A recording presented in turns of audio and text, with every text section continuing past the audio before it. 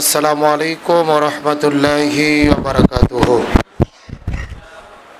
আলহামদুলিল্লাহি রাব্বিল আলামিন ওয়াসসালাতু ওয়াসসালামু আলা সাইয়্যিদিল মুরসালিন ওয়া আলা আলিহি ওয়া আসহাবিহি আজমাইন। দক্ষিণ পূর্ব এশিয়ার সর্ববৃহৎ ছাত্র আন্দোলন সদক্ষ দেশপ্রেমিক নাগরিক তৈরির অঙ্গীকারে প্রতিষ্ঠিতবদ্ধ সংগঠন,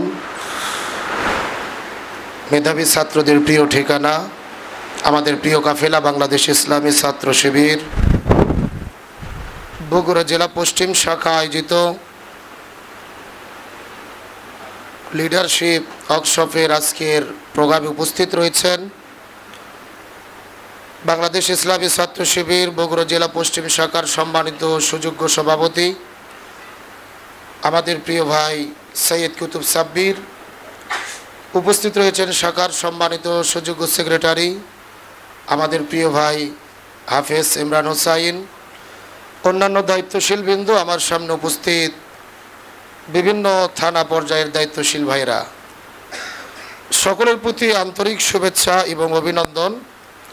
শুকরিয়া আদায় করছি সেই মহান আল্লাহ তাআলার দরবারে যিনি আমাদেরকে আজকের এই গুরুত্বপূর্ণ সুন্দর একটি প্রোগ্রামে আসার মতো তৌফিক দিয়েছেন। সকলেই পড়ি আলহামদুলিল্লাহ। দরুদ সালাম বর্ষিত হোক বিশ্ব মানবতার মুক্তির দূত সাইয়্যিদুল মুরসালিন খতামান নাবিয়্যিন রাহমাতাল লিল আলামিনের প্রতি দরুদ সালাম সকলেই পড়ি সাল্লাল্লাহু আলাইহি ওয়াসাল্লাম।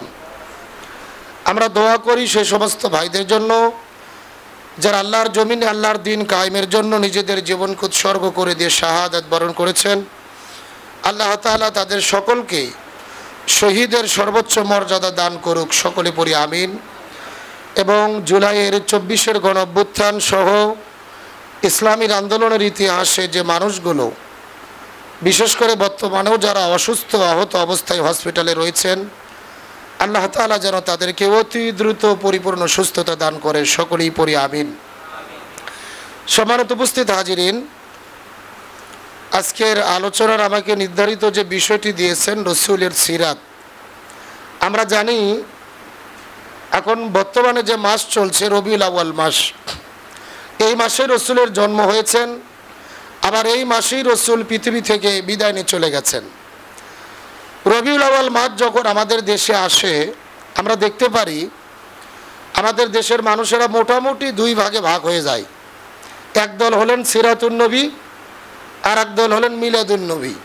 এরকম দুইটা ভাগ নাই? আছে। কেউ সিরাতের পক্ষে, আবার কেউ মিলাদের পক্ষে। আসলে আমাদের প্রথমে বুঝতে হবে সিরাত এবং মিলাদ জিনিসটা কি।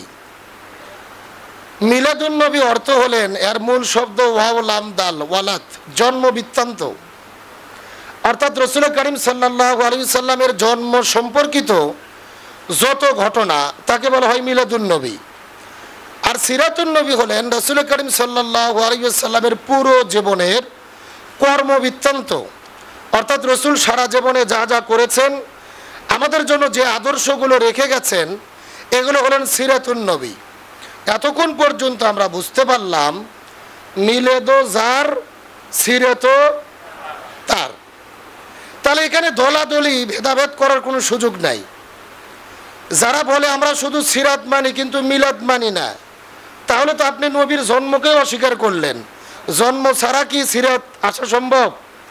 আবার আপনি যদি বলেন আমি শুধু মিলাদ মানি সিরাত মানি না, তা আপনি শুধু জন্ম নিয়ে পড়ে থাকলেন, রসুলের আদর্শ মানলেন না, সেটাও হবে না। তার মানে যারা শুধু মিলাদুন নবী মানতে চায় এরাও ভুল পথে আছে, যারা শুধু সিরাতের পক্ষে এরাও ভুল পথে আছে। বরং আমাদের হলেন আমরা উত্তম মধ্যমপন্থী, আমরা রসুলের মিলাদও মানি সিরাতও মানি। বরং মিলাদ মানি আমরা মোহাব্বত করে, মিলাদ হলো মোহাব্বত আর সিরাত হলো শরীয়ত। আমরা মিলাদ মানাকে মোহাব্বত মনে করি এবং সিরাত মানাকে আমরা আমাদের জীবনে অবশ্যকীয় দায়িত্ব, একেবারে সরাসরি কোরআনের বক্তব্য যদি আমরা বলি, রসুলের সিরাত মানা আমরা আমাদের জীবনে ফরজ মনে করি। একটু কথা বলতে হবে, কি মনে করি? রসুলের সিরাত আমাদের পরিপূর্ণ জীবনে মেনে চলা ফরজ। বাংলাদেশের অধিকাংশ মানুষের ধারণা যে রসুলকে মেনে চলা হলো সুন্নাত। ভালো করে বুঝবেন, রসুলের জীবন মেনে চলা ফরজ, কিন্তু মানুষের ধারণা রসুলের জীবন মেনে চলা সুন্নাত। তার রসুলের জীবন মেনে চলা যে ফরজ, আমরা এটা বুঝলাম কেমনে? আল্লাহ তাআলা পবিত্র কোরআনুল কারীমের সূরা আল ইমরানের ৩১ নম্বর আয়াতের মধ্যে বলেছেন, কুল ইন কুনতুম তুহিব্বুনাল্লাহা ফাত্তাবিউনি ইউহিব্বুকুমুল্লাহ ওয়া ইয়াগফির লাকুম যুনুবাকুম আল্লাহু গফুরুর রহিম। আল্লাহ তাআলা জায়গার মধ্যে বলতেছেন কুল, হে রাসূল আপনি বলেন। এখানে কুল হলেন আমরের সিগা। আল্লাহ তাআলা রাসূলকে আদেশ করে বলতেছেন, হে রাসূল আপনি বলেন, ইন কুনতুম তুহিব্বুনাল্লাহা, মানুষেরা যদি আমি আল্লাহ আমার ভালোবাসা পেতে চাই, আমি আল্লাহ আমার সান্নিধ্য লাভ করতে চাই, ফাত্তাবিউনি, তাহলে তারা যেন আপনি নবী আপনাকে তাবউন করে, অর্থাৎ অনুসরণ করে। একটু সবাই কথা বলেন, কি করে? আমাদের বাংলাদেশে এই আয়াতের আলোচনা আপনারা বহুদিন শুনেছেন, বিভিন্ন ইমাম খতিব ওয়াইজিনদের মতে বক্তাদের মুখে আপনারা এটা শুনেছেন। অধিকাংশ আলোচকগুলো আলোচনা করে যে তাহলে তারা যেন আপনি নবী আপনাকে ভালোবাসে, এরকম আলোচনা শুনছেন না? ভালো করে বুঝেন, রসুলের জীবন, রসুলকে ভালোবাসা ইমানের দাবি। হাদিসের মধ্যে রসুল বলেন, লা ইউমিনু আহাদুকুম হাত্তা আকুনা হাব্বা ইলাইহি মিন ওয়ালিদিহি ওয়া ওয়ালাদিহি ওয়ান নাসি আজমাইন। রসুলকে আমাদের জীবনের চাইতে, সন্তানের চাইতে, সম্পদের চেয়ে বেশি ভালোবাসতে হবে। তবে এই আয়াতের দাবি হলো শুধুমাত্র ভালোবাসা নয়, ভালোবাসার পাশাপাশি তাবউন, অর্থাৎ অনুসরণ করতে হবে। সবাই একটু কথা বলেন, কি করতে হবে? শুধুমাত্র ভালোবাসলে হবে না, ভালোবাসার পাশাপাশি নবীকে অনুসরণ করতে হবে। নবীকে অনুসরণ করা আমাদের জন্য ফরজ। আল্লাহর কোরআন সূরা হাশরের ৭ নম্বর আয়াতের মধ্যে বলেন, ওয়ামা আতাকুমুর রাসূলু ফাখুযুহু ওয়ামা নাহাকুম আনহু ফান্তাহু। আল্লাহ বলেন, রসুল যা করেছে, যা করতে বলেছে তা তোমরা করো, যা করতে নিষেধ করেছে তা থেকে তোমরা দূরে থাকো। তার মানে আল্লাহ হুকুম করেছেন, রসুল জীবনে যা যা করেছে আমাদের তাই তাই করতে হবে, আর রসুল যেটা করে নাই সেটা থেকে দূরে থাকতে হবে। এটা কার কথা? এখন আপনাদের কাছে আমার প্রশ্ন হলো, আল্লাহ যে হুকুম করে, আল্লাহর হুকুম মেনে চলা সুন্নাত না ফরজ? সকলে কি ফরজ মনে করেন? তাহলে আমরা কোরআনের আয়াত সূরা হাশরের ৭ নম্বর আয়াত দ্বারা বুঝতে পারলাম রসুলের জীবন মেনে চলা কি ফরজ। এখন প্রশ্ন, আল্লাহ তাআলা রসুলের জীবনকে মেনে চলা কেন ফরজ করলেন? পুরো কোরআন গবেষণা করে পাওয়া যায় রসুলের জীবনকে ফরজ করে, অনুসরণ করা ফরজ করে দেওয়ার পেছনে প্রধানত ৩টি কারণ। কয়টি কারণ বললাম? তার মধ্যে প্রথম নম্বর কারণ হলেন সূরা আহজাবের ২১ নম্বর আয়াতের মধ্যে আল্লাহ তাআলা বলেছেন, লাকাদ কানা লাকুম ফি রাসূলিল্লাহি উসওয়াতুন হাসানা, রসুলের মধ্যে আমি রেখেছি উত্তম আদর্শ। আপনি যদি পৃথিবীর একজন শ্রেষ্ঠ বাবা হতে চান, রসুলের তরিকায় হতে হবে। আপনি যদি শ্রেষ্ঠ ছাত্র হতে চান, রসুলের তরিকায় হতে হবে। আপনি যদি শ্রেষ্ঠ শিক্ষক হতে চান, রসুলের তরিকায় হতে হবে। আপনি যদি শ্রেষ্ঠ ব্যবসায়িক হতে চান, রসুলের তরিকায় হতে হবে। আবার আপনি যদি এই পৃথিবীর শ্রেষ্ঠ রাষ্ট্রপতি হতে চান, সেটাও রসুলের তরিকায় হতে হবে। আমি কি আপনাদের বুঝাতে পেরেছি? আমার নবীজি ছিলেন মসজিদুন নববীর ইমাম, আবার মদিনা নামক রাষ্ট্রের রাষ্ট্রপতি। কিন্তু আমরা বাংলাদেশের মানুষ, আমাদের জন্য দুর্ভাগ্য, আমরা নবীর তরিকায় বাবা হতে চাই, নবীর তরিকায় দাদা হতে চাই, নবীর তরিকায় ব্যবসা করতে চাই, নবীর তরিকায় নানা হতে চাই, কিন্তু নবীর তরিকায় সমাজের রাষ্ট্রপতি হতে চাই না। আমার কথার সঙ্গে কি আপনি একমত? রাসূল মসজিদুন নববীর ইমাম, আবার মদিনা নামক রাষ্ট্রের রাষ্ট্রপতি।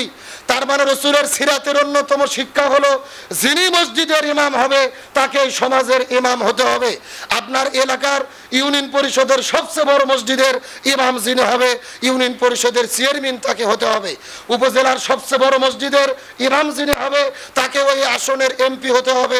বাংলাদেশের জাতীয় মসজিদের ইমাম এবং খতিব যিনি হবে তাদেরকেই দেশের রাষ্ট্রপতি, প্রধানমন্ত্রী হতে হবে।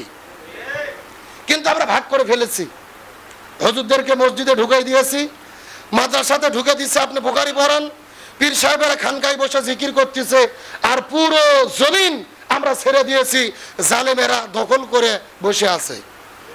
এখন আপনাদের কাছে আমার প্রশ্ন, আল্লাহকে আমাদেরকে শুধু মসজিদ মাদ্রাসা আর খানকা পরিচালনার জন্য প্রেরণ করেছেন? এই পৃথিবীতে মানুষ সৃষ্টির আগে আল্লাহ তাআলা বলেছিলেন, ওয়াইজ ক্বালা রাব্বুকা লিল মালাইকাতি ইন্নী জাইলুন ফিল আরদি খলিফা। ফেরেশতাদেরকে আল্লাহ তাআলা বলেছিলেন, হে ফেরেশতারা, আমি পৃথিবীতে খলিফা পাঠাইতে চাই, ফিল আরদি খলিফা। আল্লাহ কিন্তু বলেনি ফিল মসজিদে খলিফা, ফিল মাদ্রাসায়ে খলিফা, ফিল খানকায়ে খলিফা। আল্লাহ মসজিদ মাদ্রাসা খানকা বলেনি, আল্লাহ বলছেন ফিল আরদি খলিফা, আমি জমিনে খলিফা পাঠাইতে চাই। তার মানে বোঝা গেল মানুষের দায়িত্ব শুধু মসজিদ মাদ্রাসা নয়, পুরো জমিনের নেতৃত্ব দিতে হবে, এটাই খলিফার প্রধান দায়িত্ব। কিন্তু আমরা সেই দায়িত্ব থেকে দূরে সরে গেছি, আমরা সেই বিষয়টি উপলব্ধি করতে ভুল করেছি। এই জন্য আল্লাহ তাআলা বললেন রসুলকে অনুসরণ করা ফরজ। প্রথম নম্বর কারণ, রসুলের মধ্যে রয়েছে শ্রেষ্ঠ আদর্শ। তার মানে বোঝা গেলেন কার্ল মার্ক্সের আদর্শ নয়, লেনিনের আদর্শ নয়, সক্রেটিসের আদর্শ নয়, প্লেটোর আদর্শ নয়। যদি সফল হতে চাই মুসলমান হিসেবে, রসুলের আদর্শ ছাড়া কারো আদর্শ মানা যাবে। এক নম্বর, রসুলের আদর্শ মানতে হবে পূর্ণ জীবনের ভেতরে, জন্ম থেকে শুরু করে মৃত্যু পর্যন্ত প্রতিটি জায়গায় রসুলের আদর্শ মানতে হবে। যেই রসুলকে আল্লাহ তাআলা পৃথিবীতে নেতা করে প্রেরণ করেছেন। সবাই একটু কথা বলেন, কি করে প্রেরণ করেছেন? গভীর মনোযোগ লক্ষ্য করুন। সূরা ইয়াসিনের প্রথমে আল্লাহ তাআলা বলেছেন ইয়াসিন ওয়াল কুরআনিল হাকিম। এখানে ইয়া শব্দটি হরফে নেদা। আপনারা সকলেই জানেন, আরবি পড়াশোনা যারা করেছেন, হরফে নিদা হলেন 5টি। এই যে হরফে নিদাগুলো ব্যবহার করা হয় মানুষদেরকে ডাকার জন্য, আহ্বান করার জন্য। আল্লাহ বলেন ইয়া সিন, সিন শব্দের অর্থ হলেন সৈয়দ। সৈয়দ মানে হলেন নেতা। রাইসুল মুফাসসিরিন হযরত আব্দুল্লাহ ইবনে আব্বাস, হযরত আব্দুল্লাহ ইবনে মাসউদ রাদিয়াল্লাহু তাআলা আনহুমা এই জায়গার মধ্যে তাফসীর করেন, এখানে সৈয়দ অর্থ হলেন 5টি। এক নম্বর সৈয়দুল বাশার, আমাদের নবী সমস্ত মানুষের নেতা। 2 নম্বর সৈয়দুল আম্বিয়া, এই পৃথিবীতে যত নবী রাসূল, যত নবী এসেছে সব নবীর নেতা হলেন আমাদের নবী। 3 নম্বর সৈয়দুল মুরসালিন, এই পৃথিবীতে যত রাসূল এসেছে সব রাসূলের নেতা হলেন আমাদের নবী। 4 নম্বর সৈয়দুল কাউনাইন, আল্লাহ তাআলা দুজান সৃষ্টি করেছে, দুজানের নেতা হলেন আমাদের নবী। আর 5 নম্বর সৈয়দুল আলামিন, আল্লাহ তাআলা যত জগৎ সৃষ্টি করেছে প্রত্যেকটা জগতের নেতা হলেন আমাদের নবী। একটু আস্তে করে বলেন সুবহানাল্লাহ। এখন আপনাদের কাছে আমার প্রশ্ন, রসুল যদি সব জায়গার নেতা হয়, এই জমিনে সেই নবীর নেতৃত্ব মানার দরকার আছে না নাই? ভালো করে বোঝার চেষ্টা করেন। রসুলের নেতৃত্ব মানা শুধু দুনিয়ার বিষয় নয়। এই দুনিয়াতে যে যাকে নেতা মানবে, হাসরের ময়দানে আল্লাহ তাআলা তাকে তার সামনে উঠাইয়া দেবে। রসুল হাদিসের মধ্যে বলেন মান তাশাব্বাহা বিকওম ফাহুয়া মিনহুম, যার সঙ্গে যার মহব্বত তার সঙ্গে তার কিয়ামত। হাদিসের ব্যাখ্যায় এসেছে এই দুনিয়াতে যে যে দল করবে ওই দলের সাথেই তার হাসর নাসর হবে। যদি হাদিসের ব্যাখ্যা বোঝেন, এই বাংলাদেশে যারা আওয়ামী লীগ নামক দল করেছে এদের হাসর নাসর হবে আওয়ামী লীগের সাথে। যারা বিএনপি করে এদের হাসর নাসর হবে বিএনপির সাথে। যারা চরমনের পীরের মুরিদ এদের হাসর নাসর চরমনের পীরের সাথে। যারা জামাত ইসলাম শিবির করে এদের হাসর নাসর হবে জামাত ইসলাম ইসলামী ছাত্র শিবিরের সাথে। এখন আপনারা প্রশ্ন করতে পারেন হুজুর দলিল কি? দলিল সূরা বনী ইসরাইল 71 নম্বর আয়াত। আল্লাহর কোরআন বলেছেন ইয়াউমা নাদউ কুল্লা উনাসিম বিইমামিহিম, হাসরের ময়দানে কোনো মানুষ একা থাকবে না, প্রত্যেকটা মানুষের সামনে থাকবে তার নেতা। সামনে কে থাকবে? একটু সবাই কথা বলেন, সামনে কে থাকবে? বক্তব্য কি আব্দুল সালামের নাকি আল্লাহর? আল্লাহ বলছেন ইয়াউমা নাদউ কুল্লা উনাসিম বিইমামিহিম, হাসরের ময়দানে কোনো মানুষ একা থাকবে না, প্রত্যেকটা মানুষের সামনে থাকবে তার নেতা। এই আয়াতের তাফসীর যদি বোঝার চেষ্টা করেন, হাসরের ময়দান হয়তোবা দেখা যাবে এই দেশে যারা আওয়ামী লীগ দল করেছে দেখা যাবে তাদের সামনে প্রথমে দাঁড়িয়ে যাবে বঙ্গবন্ধু শেখ মুজিবুর রহমান, তারপরে দাঁড়িয়ে যাবে 16 বছরের স্বৈরাচার কাঁঠাল রানী হাসিনা, তারপরে ওবায়দুল কাদের, অন্যান্য নেতাকর্মী। যারা বিএনপি দল করে প্রথমে দাঁড়িয়ে যাবে শহীদ প্রেসিডেন্ট জিয়াউর রহমান, এরপরে বেগম খালেদা জিয়া, তারেক জিয়া, মির্জা ফখরুল ইসলাম আলমগীর, অন্যান্য নেতাকর্মী। এই বাংলাদেশে যারা জামাত ইসলাম নামক দল করে, হাসরের ময়দানে দেখা যাবে প্রথমে দাঁড়িয়ে যাবে সৈয়দ আবুল আলা মওদুদী রহিমাহুল্লাহ, এরপরে মৌলানা মতিউর রহমান নিজামী, অধ্যাপক গোলাম আজম, এরপরে দাঁড়িয়ে যাবে কোরআনের পাখি শহীদ আল্লামা দেলোয়ার হোসেন সাঈদী, ইনশাল্লাহ বলেন। এরপরে ডাক্তার শফিকুর রহমান, অন্যান্য নেতাকর্মী। আমি বুঝাতে চাচ্ছি আল্লাহর কোরআনের বক্তব্য, এই দুনিয়ায় যে যাকে নেতা মানবে হাসরের ময়দানে তাকেই সামনে পাবে। এখন এই দুনিয়ার ভেতরে এমন নেতার পেছনে ঘুরেছেন যেই নেতার মাথার মধ্যে টুপি নেই, মুখের মধ্যে দাড়ি নেই, জনগণের চাল ডাল চুরি করে খেয়েছে, সেনজি স্ট্যান্ড বাস স্ট্যান্ড দখল করেছে, মানুষকে হত্যা করেছে, নারী ধর্ষণ করেছে। এমন নেতার পেছনে যদি ঘুরে থাকেন, আল্লাহর কোরআন বলতেছে তাহলে আপনারা ধরা খাইয়ে বসে আছেন। একটু জোরে ঠিক বলেন। এখন আপনাদের কাছে আমি প্রশ্ন, এই দুনিয়ায় যারা টেন্ডারবাজি করে, চাঁদাবাজি করে, নারী ধর্ষণ করে, এমন মানুষকে কি আমরা নেতা হিসেবে চাই আখিরাতে? তাহলে যদি আখিরাতে ভালো নেতাকে চান, এই দুনিয়াতেও আপনাকে ভালো নেতার পেছনে ঘুরতে হবে, আনুগত্য করতে হবে। আমি কি আপনাদেরকে বুঝাতে পেরেছি? এখন আপনাদের মনে প্রশ্ন জাগতে পারে, হুজুর রসুল চলে গেছে 1450 বছর আগে, এখন আমরা নবীকে নেতা মানবো কেমনে? এমন একটা প্রশ্ন নাই? সঠিক কথা, রসুল যে আদর্শের উপরে ছিল ওই আদর্শ বর্তমানে যারা লালন করেন, রসুলের সুন্নাত মাথায় টুপি যাদের আছে, রসুলের সুন্নাত মুখে দাড়ি যাদের আছে, রসুল এই জমিনে দিন কায়েমের জন্য এসেছেন, ওই দিন কায়েমের আন্দোলন যারা করে, অর্থাৎ রসুল যে আদর্শ বাস্তবায়নের আন্দোলন করেছে, ওই আদর্শ বাস্তবায়নের আন্দোলন যেই নেতা করে, ওই নেতাকেই আপনাকে আমাকে নেতা হিসেবে মানতে হবে।